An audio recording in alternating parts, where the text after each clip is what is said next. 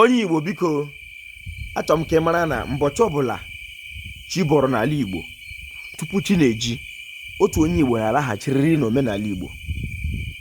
Asị mbọchị ọbụla chi bọrọ n'ala Igbo, mgbe ọbụla anyanwụ nwere n'ala Igbo tupu anyanwụ na-ala, otu onye Igbo na-alaghachi n'omenala Igbo. Olee otu m si mara? Obi na-atọ m ụtọ na fiimu Jizọs Kraịst a na-egbukwe ụmụ anyị akwa ọdọ maka mgbe mụnwa dị obere ama ụdị akwa m na-ebe m akụwa Jizọs ntuli aka mana obi na-ejupụta m na aṅụrụ na ọwụ na ahụ na ụmụaka ala Igbo a na-ebekwere akwa Jizọs, a na-ebekwere Jizọs akwa.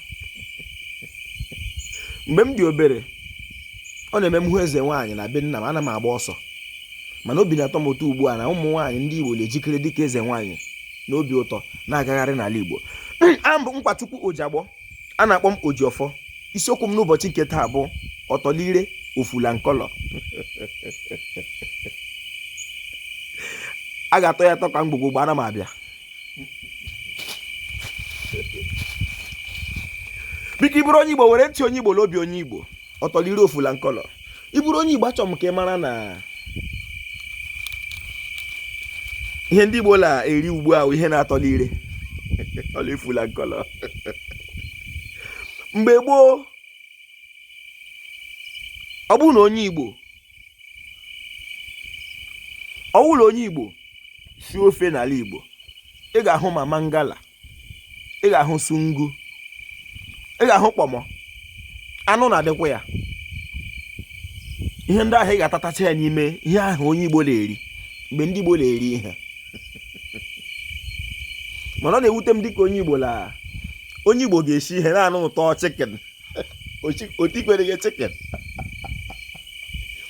ya were ihe dị na mpempe akwụkwọ ka ọnụ ụtọ ya n'ire.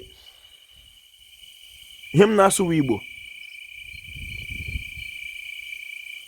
onye Igbo,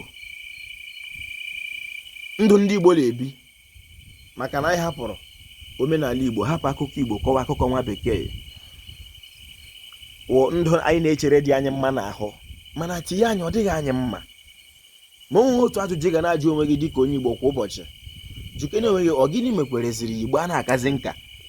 Kedu ihe mere ndị anyị sị na ha adịghị mma ka jikazie nka na-adịghị mma ha ka anyị nwa dị mma? Ozi asị olu okoro na-apụta n'ihi nne mmiri. Onye Igbo, ma ọ bụghị ma onye Igbo mere omenala Igbo, ọ dịghị otu ụwa ga-esikwanyere onye Igbo ugwu. A sị m na ekele kelere m obodo ahụ na-ahapụghị omenala nna ha. If you are an Igbo man, in English language, there are many regions, there are many countries, there are many tribes that sacrificed everything to protect their father's tradition. They sacrificed it, including Western education, including civilization, just to let the tradition of our ancestors be great.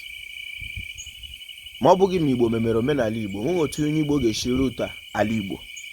Ojiọfọ kelere Igbo, ọ ga-adịrị Igbo la mma. Igbo